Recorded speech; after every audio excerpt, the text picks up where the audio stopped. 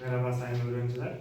Bugünkü dersimiz Diller Tipolojisi dersinden dil aileleri ve dil grupları konusu hakkında sizlerle konuşacağız.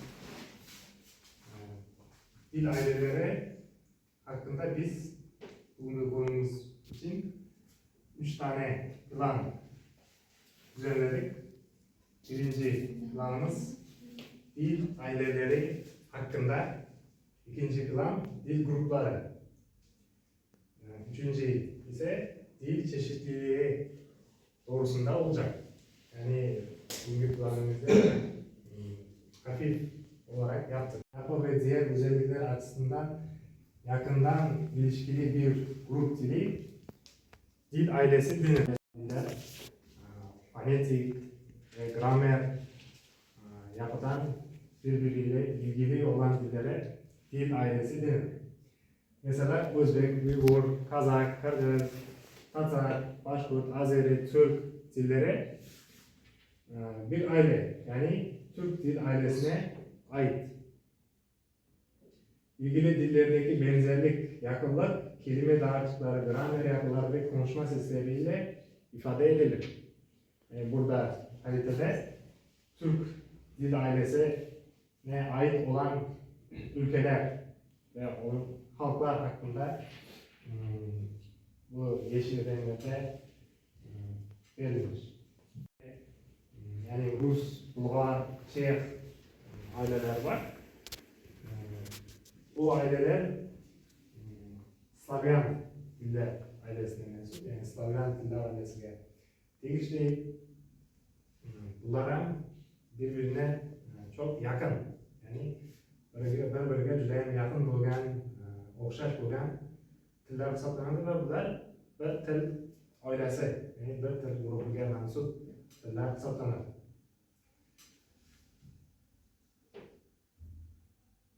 Sonra kardeş dili, bir saniyeden bir sese ilgili dilde karşılık gelen sesli harf karşılık gelir. Örneğin Kazakça V, W sesli, Özbekçedeki G sesli harfine uygun olarak gelir. Bağ, bağ. Keyin tağ, keyin tağ. Yani Özbekçede bağ deb aytiladi, Kazakçada bağ. Keyin tağ degani Kazakçada tağ deb ishlatiladi. Özbekçe burada görülmemiş. Özbekçe T sesine Türkçedeki D sesi şunlara karşılık olarak verilir. Mesela temel ve demir. Özbekçede til, Türkçede dil görünüşünde verilir. Kardeş dillerde ünlülerin uyumlu dil ailesi aşağıdakilerden oluşur. Yani dünyadaki dil aileleri yönde hazırki kundagi bir-biri bilan qarindosh bo'lgan tillarning oilasi shu yerda ko'rsatilgan. Hozirgi kunda olimlar tomonidan ishlab chiqilgan til oilalari berilgan.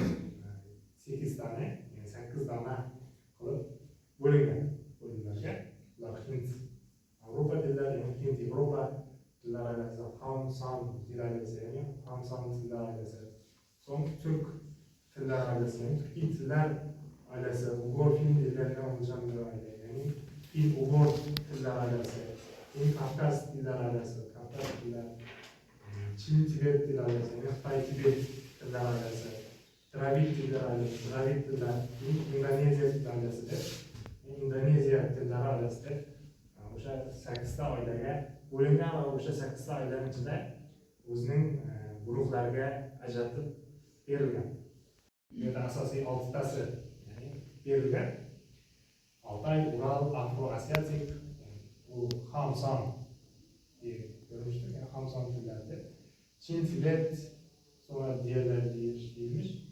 Hint, Avrupa, diğerleri, yani burada Dravid, biz önceki sayfada gördüğümüz var ve Endonezya gibileri bunlar var. Yani bölünmüş. Mesela Ural, Fin, Eston, Macarca diller, Afro-Asyatik ve üç gruba bölünmüş. Arapça, İbrahimce, Abbasça, Akatça, Çin tili, Çince, Çinlikçe diye iki grup. Yani ikkita grup var bizde. 3, 4, 5, 6 grup. Ama o'sha til oilalari o'z ichida tarmoqlanib guruhlarga bo'linib ketgan. Bunda birinchisi bularning ichida Hind-Avrupa dil ailesi. Hind-Avrupa dil ailesi çok büyük dil ailelerinden göre, yani judayam katta til ailesi hisoblanadi. Bu dil ailesi Hindistandan Avrupa'nın en batısına kadar uzanan geniş bir coğrafyada bulunan dilleri kapsar. Yani bu til ailesi Hindistan'dan başlap Avrupa'nın en g'arbigacha bo'lgan keng bir geografik hududda gapiradigan aholining tillarini o'z ichiga qamrab oladi. Dünya nüfusunun yaklaşık %45'i, yaklaşık 3,2 milyar insan bu aileye mensup bir dili ana dil olarak konuşmaktadır.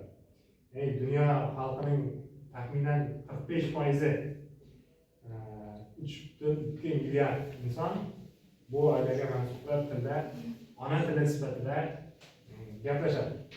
Şimdi Hind Avrupa dil aileleri gruplara, yani kollara bölünmüş. Hint İran dilleri, yani Hint kol. Hintçe, Urduca, Bengalca, Sanskritçe diye ölüdür. Yani Sanskrit dili şimdiki zamanda ölü. Sanskritçe'de hiç kimse konuşmaz. Yani hazırında Sanskrit dilinde hiç kimse yapar.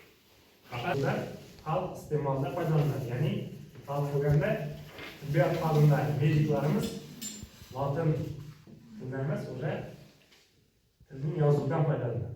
Shundan ularning yozuvi juda ham tushunarsiz ko'rinadi bizlarga.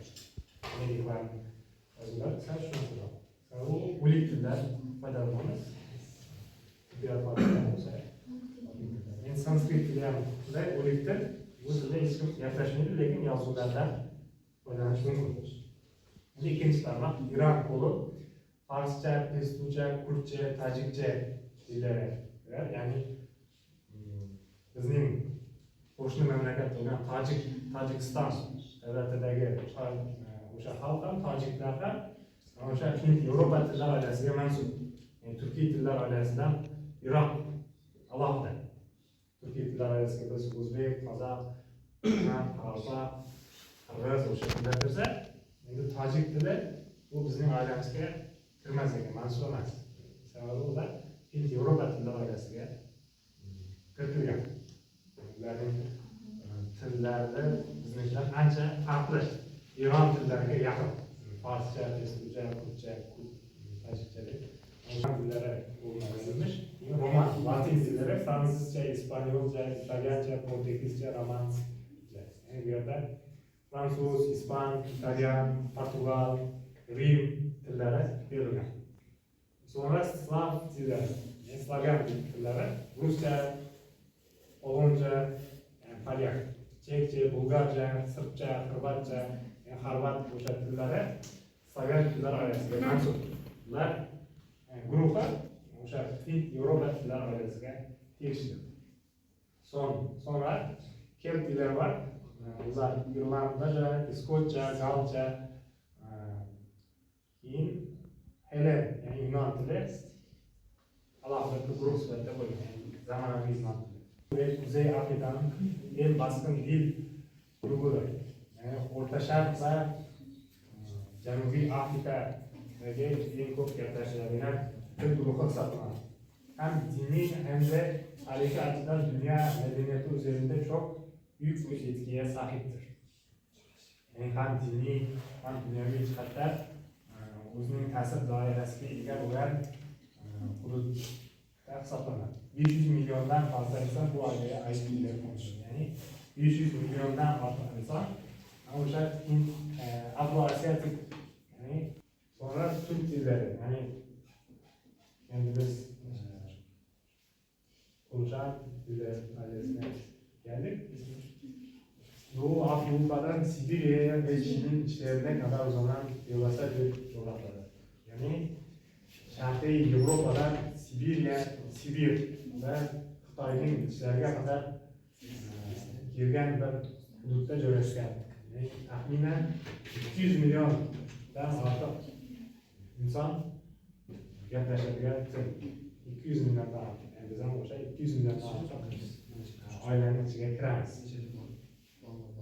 Karluk Ujeydovu guruhi, ya'ni bular guruhlarga bo'lingan, bularga o'zbekcha va uyg'urcha.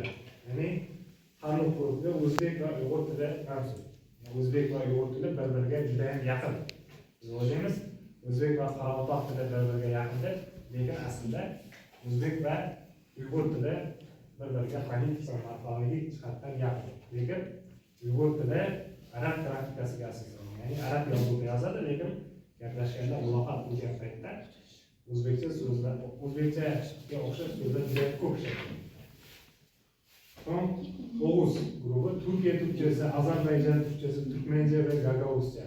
Ya'ni O'g'uz guruhiga turklar turkcha, Ozarbayjoncha, keyin turkmencha va gagauzcha o'shalar O'g'uz guruhiga mansub. Onlar Kıpçak, Kuzey Batı grubu, Kazakça, Kırgızca, Tatarca, Başkurtça ve Karacay-Balkar Türkçesi.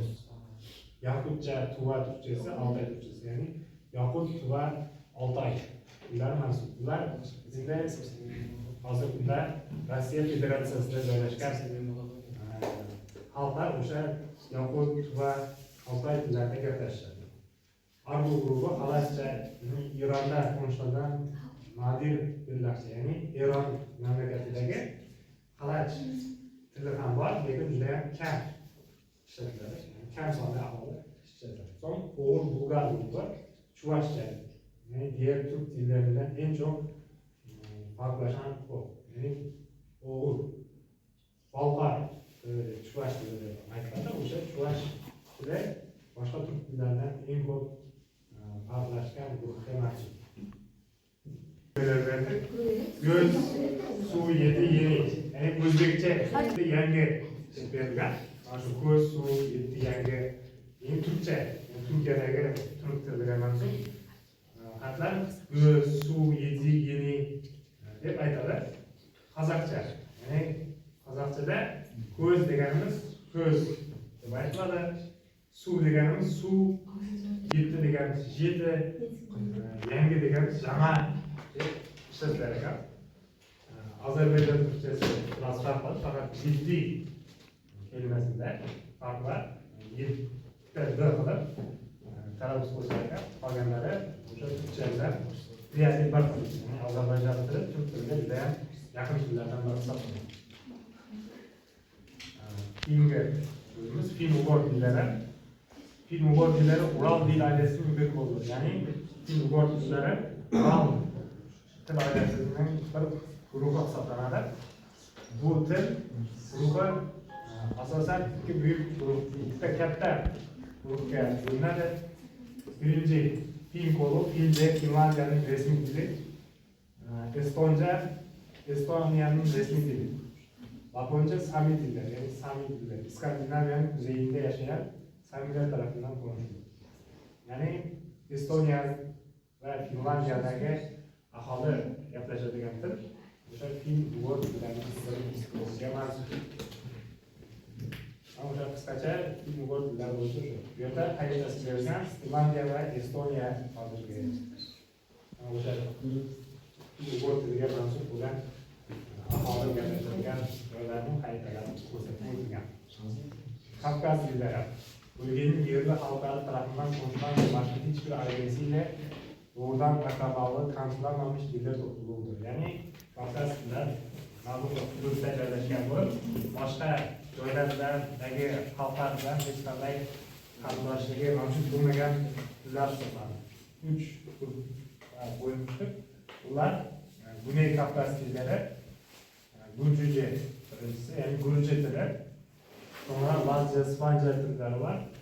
İkinci grup Kuzey Batı Kafkas tilleri, Abhaz, Adige dilleri, yani Abhaz ve Asetya'daki, Abhazya ve Asetya'da yaşamış halkların tilleri hisoblanadi.